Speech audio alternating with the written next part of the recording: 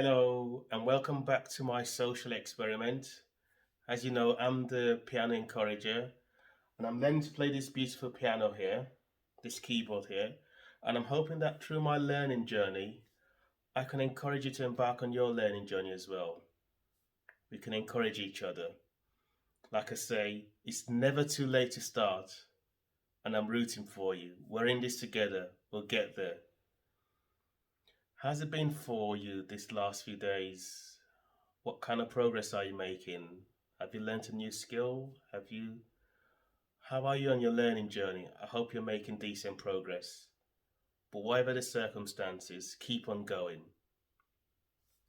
Um, uh, as you know, I always play one of the latest pieces I've learned. As I always say, I attend music lessons every week, half an hour every week with a music teacher, and I try and play. I attempt to play one of the pieces I've learned recently, just to show you how much progress I'm making, and to keep you encouraged as well. Little baby steps, right? Little baby steps. And what I then do, I talk about a little piece of advice, a nugget that applies to me, which I hope resonates with you as well in terms of how I keep myself motivated, how I keep myself encouraged. So let's play this latest piece first, and I talk about what I call the yet principle. That's my little nugget for today. So let's play this piece. This piece is called Minuet, and it's a decent piece. A few tricky bits in there, but let's see how this goes. So I just find my middle C, and it's called Minuet. So here we go.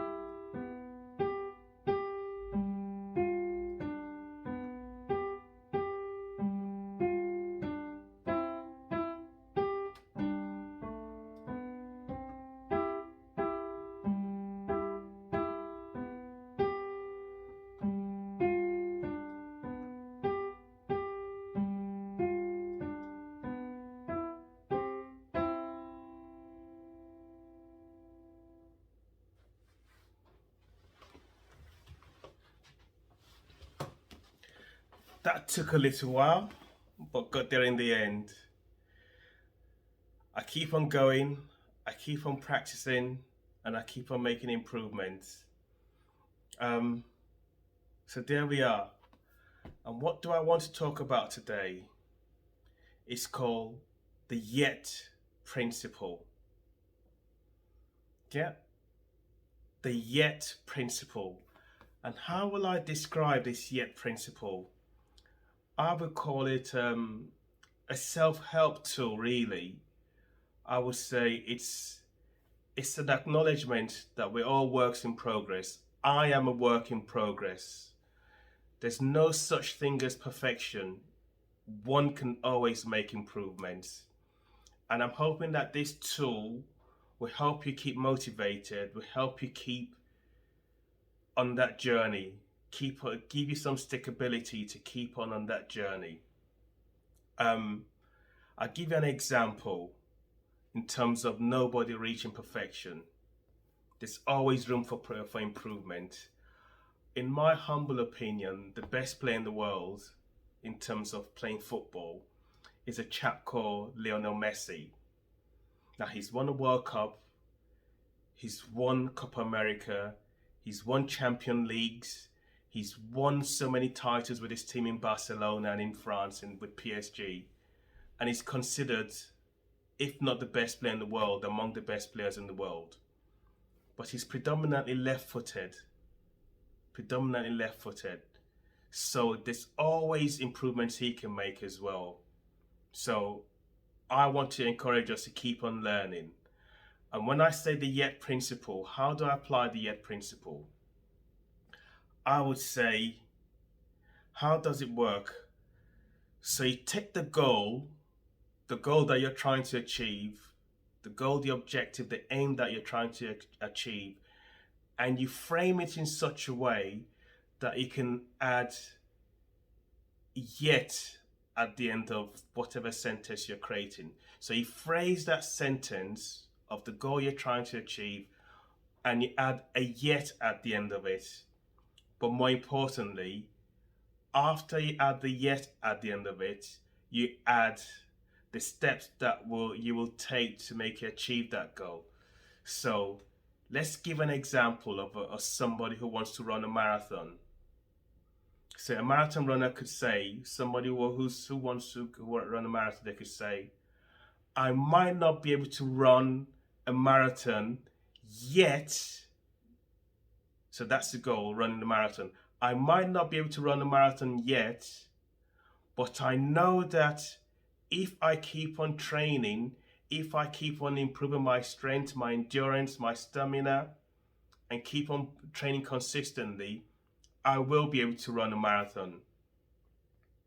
So it's the goal you're trying to achieve. You phrase in such a way, add yet at the end of it, but most importantly, the steps that you are going to take to which will enable you to achieve that goal. So marathon's 26.2 miles. That's what you want to achieve. You want to achieve a marathon, be able to run a marathon. And I would say that this yet principle applies more to something that is measurable. I'll talk about smart goals in a later video, but SMART, it just stands for specific, measurable, achievable, relevant, and time bound. So I'm talking about the measurable piece about this. So it's something it's black and white, really. There are no gray areas with it. So if you want to run a marathon, which is 26.2 miles, I believe, there's no if or buts about it. Did you run a marathon? Yes. Did you not run a marathon? No. And when I say about being measurable, that is what I mean. But I would also say that it needs to be something that is achievable, right? I want to be a professional footballer with all the best intentions in the world. That ship has sailed. I'm a man in my 50s. There's no way I can be a professional footballer and play in the English Premier League. That's just not not achievable. So your goals have to be achievable. And I would say, in order to make them achievable, I will break them into little chunks that you achieve along the way. And then once you achieve that, then you can go on to the next step, achieve that other goal until you accomplish the whole goal. A friend of mine always says, how do you eat an elephant? How do you eat an elephant? By saying this, it might be quite an enormous task, but how do you eat an elephant? One piece at a time. So one little goal after a little goal, and then you achieve your whole goal.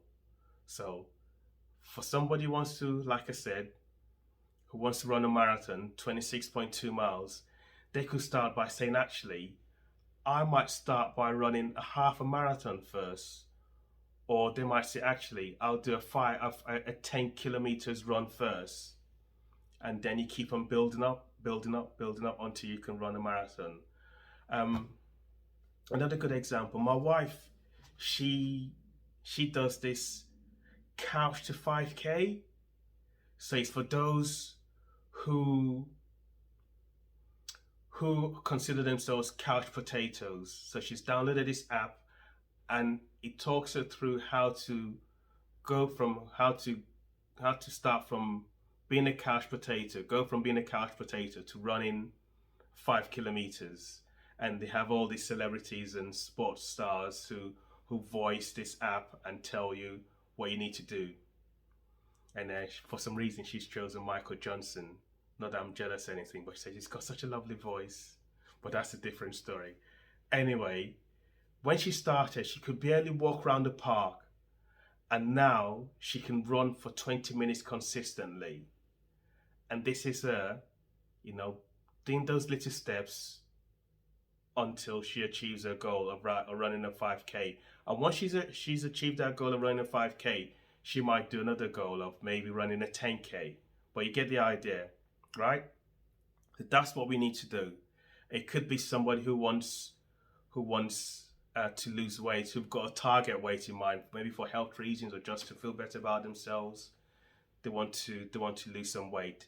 So the way you apply the YET principle in that would be say, I might not be my target weight yet, but I know that if I keep on eating healthily, if I keep on doing my exercises, if I make some lifestyle changes, I will achieve my target weight. So that's what this is all about, really. Being able to use the YET principle to keep you motivated, to keep you encouraged, to keep you going. So always have your eye on the prize. You know what you're trying to do. Keep your eye on the prize. Keep focused on what you do. Don't let the naysayers detract you. Don't let them distract you or detract you. You know where you're going. You know you're doing it for yourself. It's about self-improvement, self-enriching. You want to enrich your life, so keep on going. I hope this resonates with you, and I hope it keeps you motivated in what you want to do. So that's my little nugget for today. Okay? Keep going. Keep your eye on the prize. And you might not be able to do something yet, but if you keep on putting in those effort, those steps, you will do. So until next time, be kind to yourself and be encouraged.